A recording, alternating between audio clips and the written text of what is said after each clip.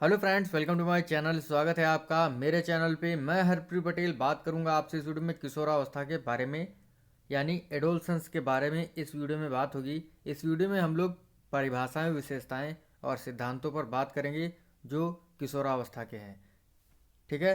और अगर आप चैनल पर पहली बार आए हैं, मेरा वीडियो पहली बार देख रहे हैं, तो चैनल को सब्सक्राइब कर लीजिएगा, बेल आइकन दबा दीजिएगा, जिससे कि आपको नई वीडियोस की नोटिफिकेशन समय से मिलती रहे।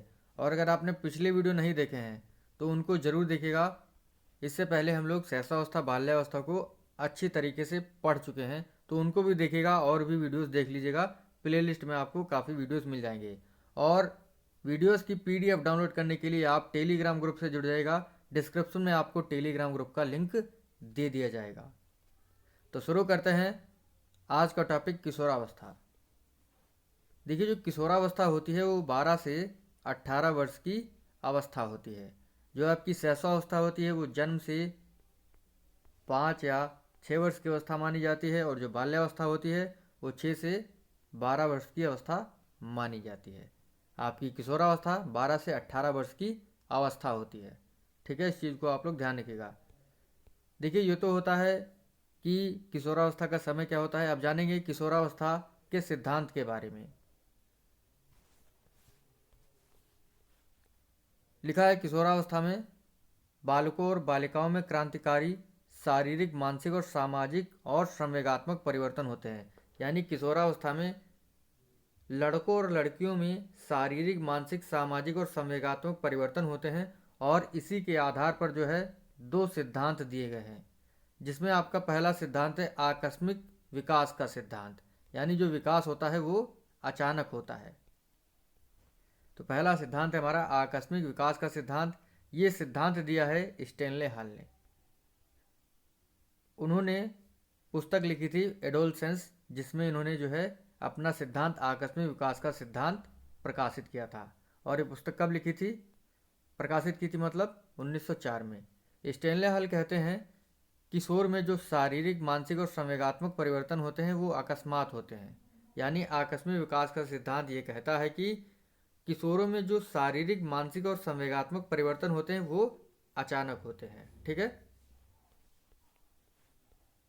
अगला सिद्धांत है क्रमिक विकास का सिद्धांत।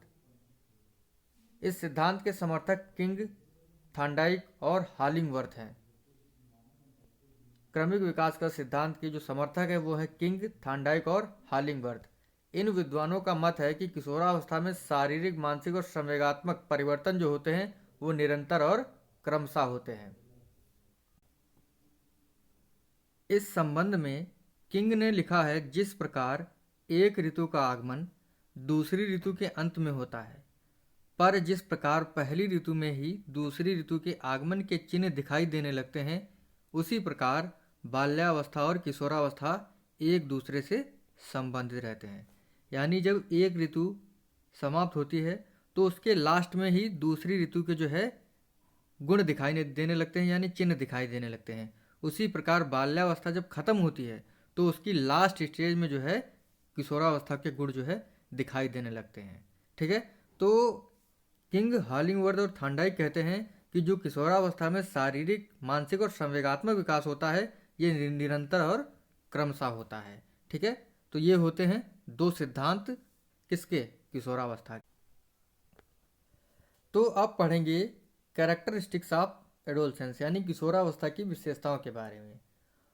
तो पहली विशेषता है जीवन का स्वर्णकाल। जो एडोलसेंस अवस्था है ये जीवन का स्वर्णकाल है, क्योंकि 12 से 18 वर्ष की एज होती है। इसमें ही बच्चा जो है अच्छे अच्छे कामों को करता है।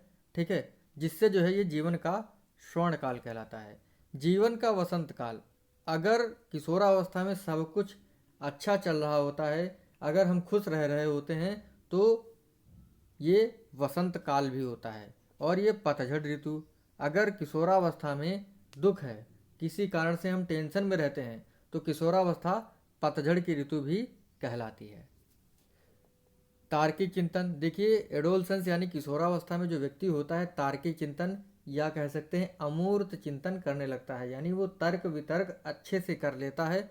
अमूर्त चिंतन क्या होता है, ऐसा चिंतन जो हमारे इमोशंस पर डिपेंड करता है, यानी संवेगों पर संवेगों से, भावनाओं से जो जुड़ा हुआ होता है वो होता है अमूर्त चिंतन। ठीक है, तो इस अवस्था में तार्किक और अमूर्त चिंतन भी होने लगता है। इसमें जो तर्क होते हैं वो सही होते हैं, और अतार्किक चिंतन शैशवावस्था में होता है। मूर्त चिंतन आपका किस में होता है? बाल्यावस्था में। यानी वस्तुओं से जुड़ा हुआ चिंतन जो होता है वो होता है मूर्त चिंतन। विषम लिंगी प्रेम, शैशवावस्था ऐसी अवस्था होती है जिसमें विषम लिंगी प्रेम, यानी लड़का लड़की से प्रेम करता है और लड़की लड़के से प्रेम करती है, यानी विषम लिंगी आकर्षण होता है। ठीक है, एक दूसरे को आकर्षित करने के लिए लड़का और लड़की संवरते हैं। ठीक है, अच्छे से बाल बनाते हैं, अच्छे से मेकअप करती हैं लड़कियां, तो एक दूसरे को आकर्षित करने के लिए विषम लिंगी प्रेम की भावना जो है वो किस में होती है? एडोलसेंस अवस्था में होती है, यानी किशोरावस्था में होती है। नायकों की पूजा, इस अवस्था में जो किशोर होता है वो एक किसी व्यक्ति, कह सकते हैं किसी अच्छे व्यक्ति को फॉलो करता है, जैसे एपीजे अब्दुल कलाम, स्वामी विवेकानंद। ठीक है, तो इनको फॉलो करता है, और वो नायक, वही नायक है। हमारे नायक कौन है? एपीजे अब्दुल कलाम, सरदार वल्लभ भाई पटेल, भगत सिंह जी, गांधी जी, चंद्रशेखर आज़ाद जी, तो इनको फॉलो करता है। नायकों की पूजा जो है वो इसमें शुरू कर देता है इस अवस्था में। समूह का महत्व देखिए, इस अवस्था में देखिए गैदरिंग जो है वो बाल्यावस्था से शुरू हो जाती है, यानी सामूहिक प्रवृत्ति जो है बाल्यावस्था से शुरू हो जाती है। लेकिन जो एडोलसेंस आपकी स्टेज है, इसमें जो समूह होते हैं, ग्रुप होता है, उसका महत्व काफ़ी होता है। वो अपने फैमिली से भी अधिक जो है ग्रुप को महत्व देता है, और इस अवस्था में नेतृत्व की, लीडरशिप की प्रवृत्ति भी आ जाती है बच्चों में। घनिष्ठ और व्यक्तिगत मित्रता, इसमें जो बालक होते हैं वो घनिष्ठ मित्र बनाते हैं। 3-4 ऐसे फ्रेंड होंगे जो काफ़ी घनिष्ठ होंगे, और व्यक्तिगत रूप से मित्रता बनाते हैं, यानी सिंगल सिंगल फ्रेंडशिप भी करते हैं। स्वतंत्रता व विद्रोह की भावना, देखिए इस अवस्था में जो किशोर होता है वो स्वतंत्र रहना चाहता है। अगर उसकी इच्छाओं को दबाया जाता है तो वो विद्रोह करने लगता है।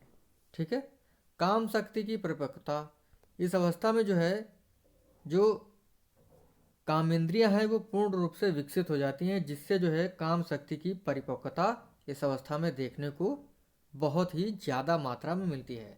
समाज सेवा की भावना, इस अवस्था में जो किशोर होता है वो समाज की सेवा करने के लिए लालायित होता है। धार्मिक कर्मकांडों में वो भाग लेता है।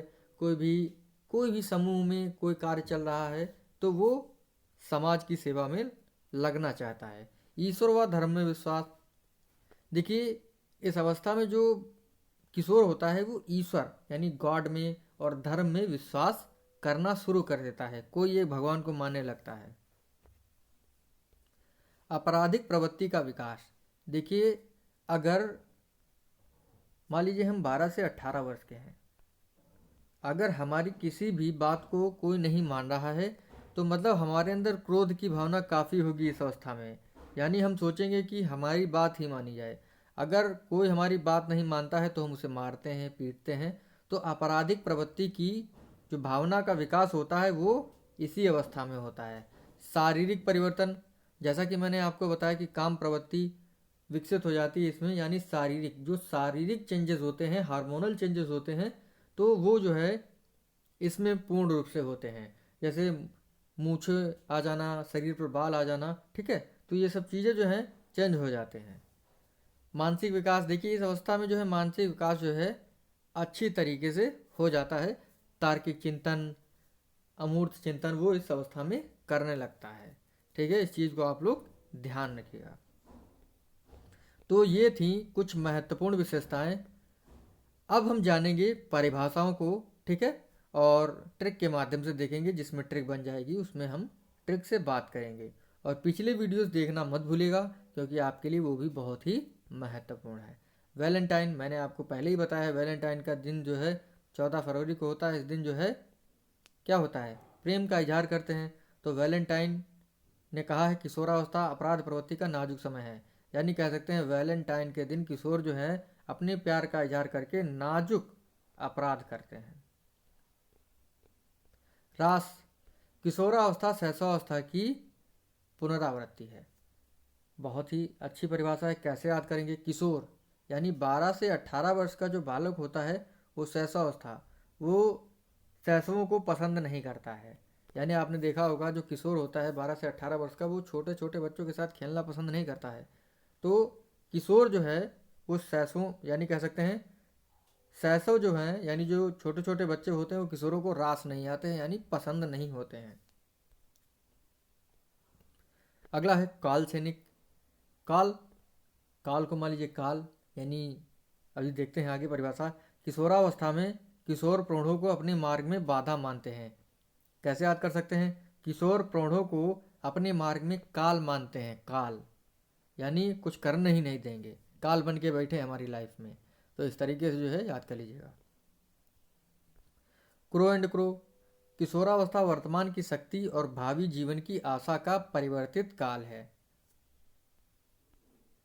किशोरावस्था वर्तमान की शक्ति और भावी जीवन की आशा का परिवर्तित काल है, ये कहा है क्रो एंड क्रो ने।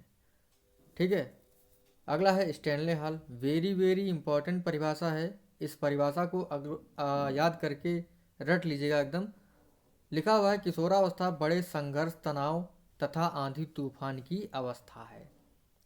यानी देखिए, जब किशोरों को हम एक रूम में बंद कर दें, ठीक है, तो वह क्या करेंगे?